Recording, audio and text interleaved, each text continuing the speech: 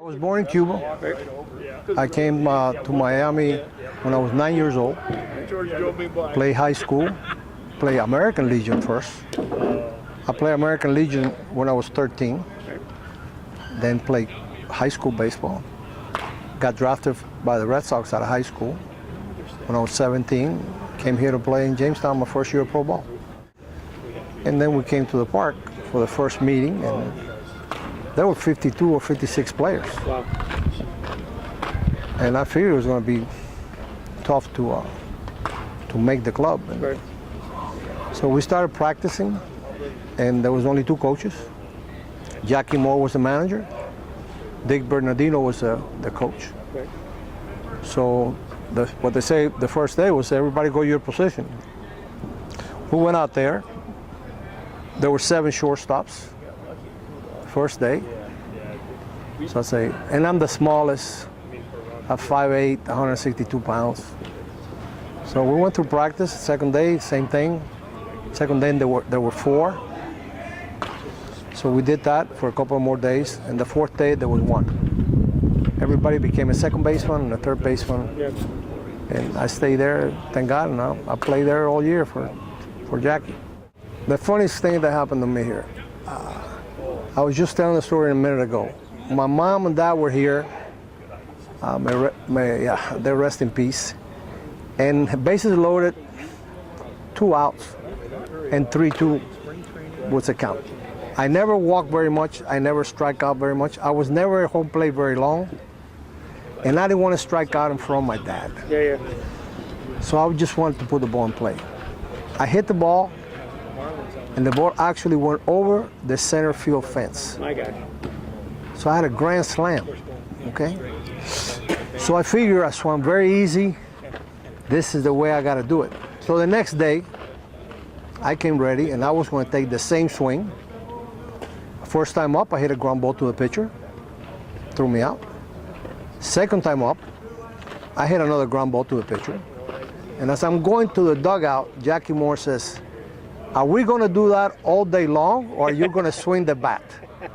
So it was great the first day, memorable, and the next day was a great experience to find out that you have to swing the bat a little bit harder.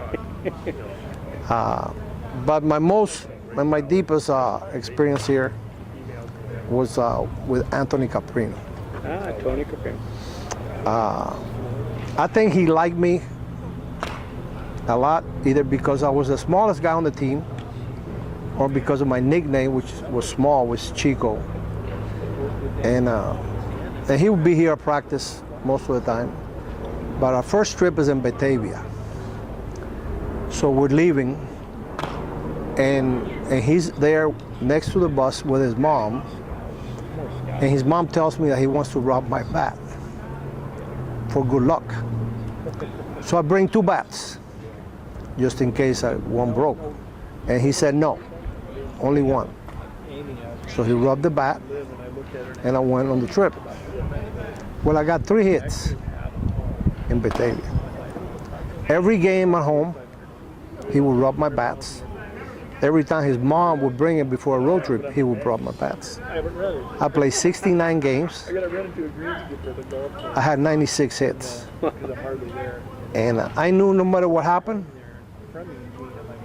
that I had one fan. That was Anthony. Yeah. So it's very deep.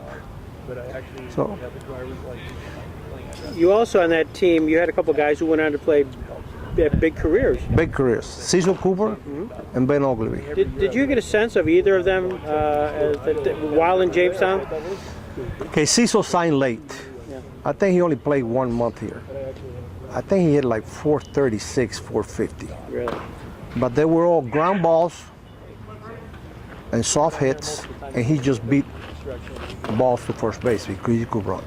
Now his last game of the season here, he hit a line drive down the left field line, and the ball never tailed.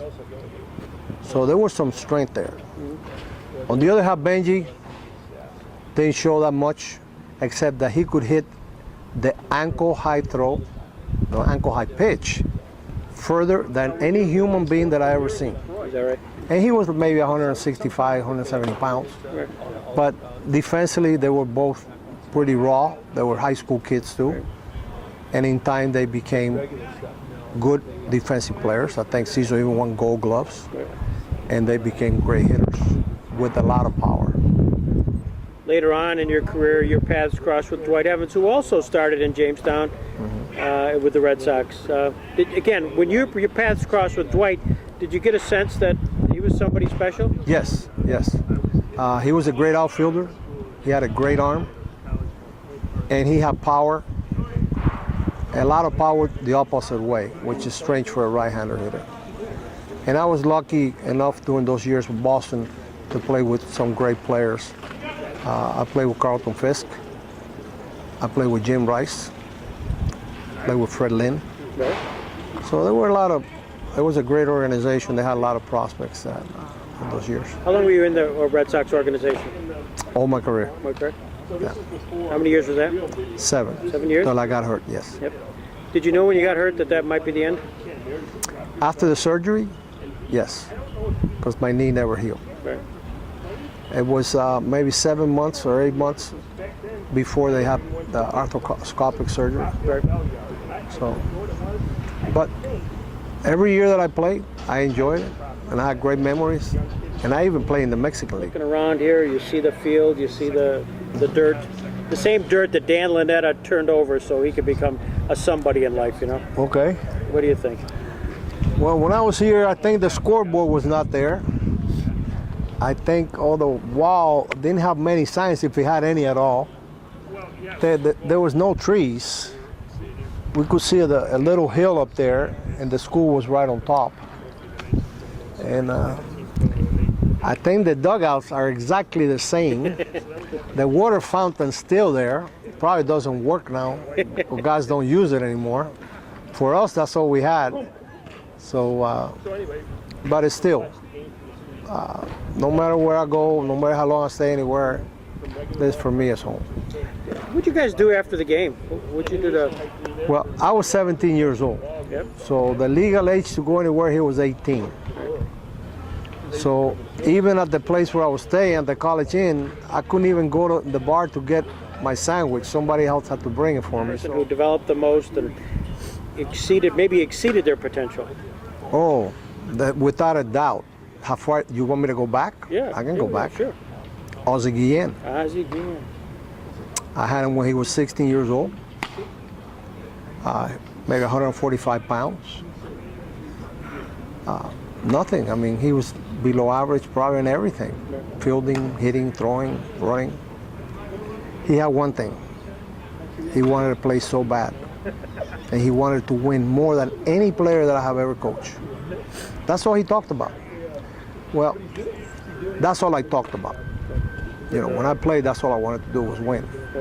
Whatever, it didn't matter if I got a hit or not. If we won, it was great. And I don't know, I think he caught on that and he became that type of guy and he got better and got better. And I talked to him a few times through the years. I said, if I would have coached you at 50 or 55, you would have killed me in 2 weeks. Because he wanted 50 ground balls and then 50 more and 50 more. And Daddy, what am I doing wrong? Pop, so, and look at what he done. I mean, what he accomplished as a player. He was a Rookie of the Year. And then you told me he was going to be a third base coach. Are you kidding me?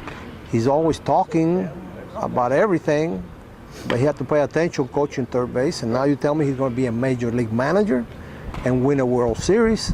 No chance. He's exceeded everybody's expectation, mine for sure. And then I had a few others, but he's like the most. Well, this is great. Thanks so much. No, thank you for having me. I really enjoyed it. Well, we'll have fun tonight too. Yes, you will. Thank you. Thank you.